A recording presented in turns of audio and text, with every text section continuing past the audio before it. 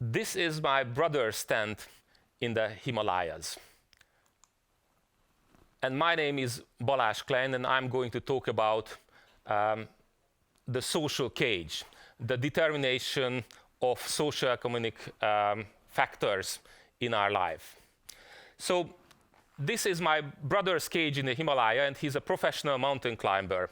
He's been climbing since his early childhood. He has always known that he wanted to be a professional climber. And his childhood was during the socialist years, and we all told him that professional climber is not an occupation he could choose. But fortunately, he didn't listen. And so here he is in this small tent under the sky among those large mountains. And I often wonder, did he make it against the odds? Do we usually make it against the odds? Well, in 1980, there were roughly 150,000 babies born. Roughly half of them were males, all of them created equal. But interestingly, the education of their parents were very, very similar. If one of them didn't have education, the other one didn't have education either. If the other one had education, then both of them had high levels of education. And this seemed to have mattered. And in the case when none of the parents had any education, didn't even have primary schooling, it did matter a lot. Babies with parents without any sort of education were born earlier, with a smaller height and with a smaller weight. And we know this because in 1998, we could ask, during the last compulsory conscription in Hungary, we could ask a representative sample of 7,000 conscripts, a questionnaire about all sorts of background data, and it was cross-referenced with their birth certificate data, and we could also test them with Raven's progressive matrices plus intelligence test. So here are some of the data we got from these questionnaires. We can see that during childhood, in the family, those with low socioeconomic status, with low education background, the parents didn't have education background, they didn't have books in the family. In those families, they didn't have computers. In families where none of the parents had primary education, none of the children had computers in the family. In families where both of the parents had university degrees, they had computers in the family, which in those years were a big deal. Also, their nutritions and habits were very different. If you look at the last chart, we can see that the consumption of healthy food is rising as education is growing in the family. So by the time they reach the age of 18, their schooling achievement became very, very different. Children from low socioeconomic status families often couldn't finish their primary schools. Children in high economic status families, some of them already finished secondary school, some of them were still in primary schools. And children with moderate socioeconomic status often chose vocational schools with the prospect of earning an early income. But if we get out of this world of brick and mortar and get into the more ephemeral world of intellectual IQ, then we get an even more striking picture. This picture shows that with every level of education increase in the family, either from the parent, either from the father or the mother, there is a significant increase of the intelligence of the child at the age of 18. if we look at the difference between children with no educational background from the parents and children from high socioeconomic status, we can see that the difference is more than 2 standard deviation. In other words, we are worlds apart in these 2 groups. And this is certainly not an underestimation. If we look at how the ratio of high socioeconomic status is growing with intelligence, we can see that it's growing steadily, except from the very low and very high group where all the cheaters are.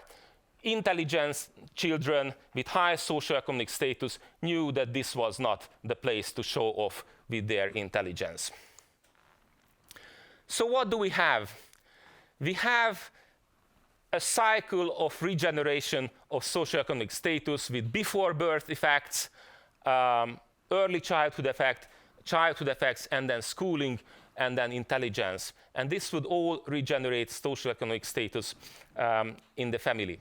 And we have this hope that schooling may come to our help. It will make some difference. And we looked at it, whether it would make some difference. Let me just start with an anecdotal evidence. In 2012, there was a large public outcry that one of the tasks of the final exam from literature was simply wrong. It was not scored well. But the state said that, never mind, that's the way how it's going to be scored. And it was a very interesting situation for me, because teachers were obviously told to act in a way which was against their professional standards. So how are they going to react? I went to 3 different secondary schools and checked more than 200 papers, how they were finally scored. And what I found is that in some of the schools, teachers got together and decided that they will score these papers according to their own professional standards, with taking personal risk, because they were doing against state guidelines. And in other schools, they were just scoring according to simply the guidelines. And in those schools where teachers took the risk, real clever kids could score much higher than they could have scored otherwise. So those who's help, well, sometimes they help, but the problem is that it doesn't close the achievement gap, because these were schools where usually high ability students were anyway. The other hope we have sometimes with schools is that they are going to foster the different and diverse abilities of children. We can be talented in so many ways. So we went to schools and asked teachers to describe their students with the Renzulli questionnaire. Who is talented in what? And there are so many things that they could be talented. Like wild flowers on the field. But if we look at the actual results, what we find is that all these talents somehow correlated very, very highly in the eyes of teachers. Even talents which you would think are far away, like musical talent and technology. So in the end, what we have is that in the eyes of teachers, the way teachers are rating their students, there is only a single factor. There is only one type of talent that teacher could pick up from this questionnaire. So if these subjective types of ratings don't work, maybe we could use objective types of measurement. And I've been working in the last years with the Hungarian National Talent Centers, and we could put on the field a number of really high quality, good ability tests. These are online adaptive tests trialed on thousands and thousands of good tests, really. And we could all have our opinions whether objective testing has a place in schools or not, and that's a very relevant question. But I think we can all agree that if we have measurements, then we should have good measurement at place. And these are good tests. And I'd like to mention two of these tests. One is called SAM, the other is called NOVO. And I'm mentioning these because they are measuring two facets of intelligence. One is something like problem solving or IQ. The other is something like vocabulary and knowledge.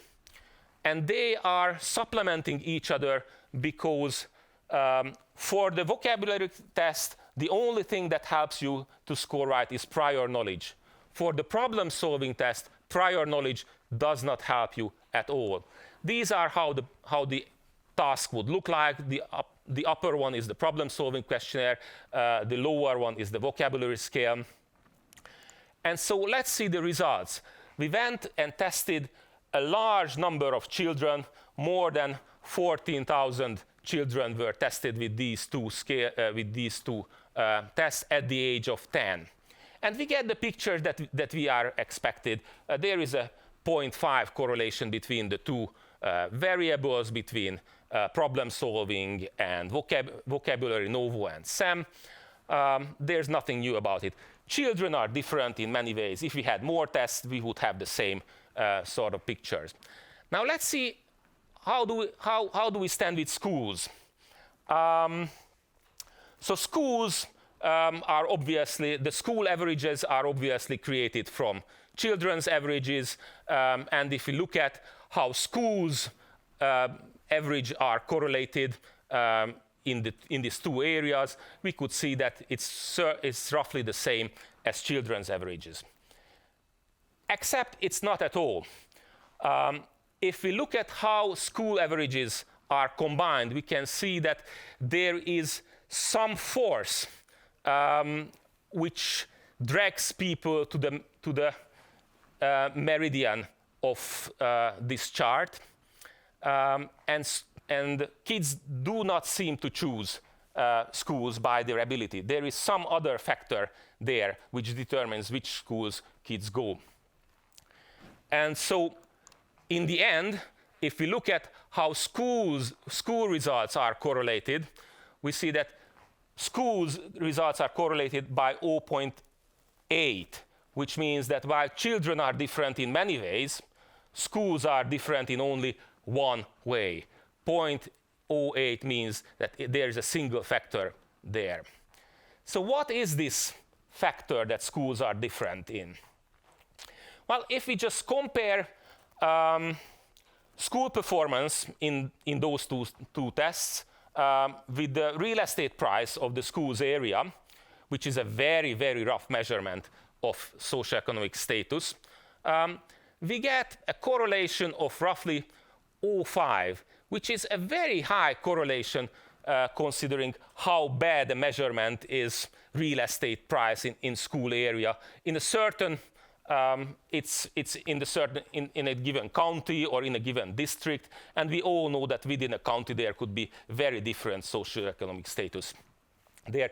So this is a surprisingly high correlation between a hard fact of real estate price and school performance. Where does this correlation come from? It doesn't come from the fact that high real estate price, well-to-do neighborhood would produce schools with very high achievements. It comes from the fact that in very well-to-do areas, there are no real bad schools. It's not that they would produce very good schools, it's just that they don't produce very bad ones. And it doesn't really come as a surprise, because schools are really not there to produce exceptional talents, even with a lot of money. If you look at this chart, it shows the correlation between school grades and intelligence test scores, and we can see that there is a very, very hard glass ceiling of school grades there. Schools are not there to produce to foster exceptional talents. They are there to help, well, the majority of students. So If we look at the same picture from another point of view again, we can see that the certainty of the school quality increases as real estate prices go higher and higher. What we have here is that if you have a bad neighborhood, there may be a very good school there or a very bad school. If you are in a good neighborhood, there may be a very good school, but the school is probably not going to be very, very bad. Wealth seems to work like a quality insurance, preventing things going very, very wrong. So what we have here is that money, wealth, socioeconomic status does not assure success, but it certainly helps. And it's certainly not something which would be very new. We have always known that. Thank you very much.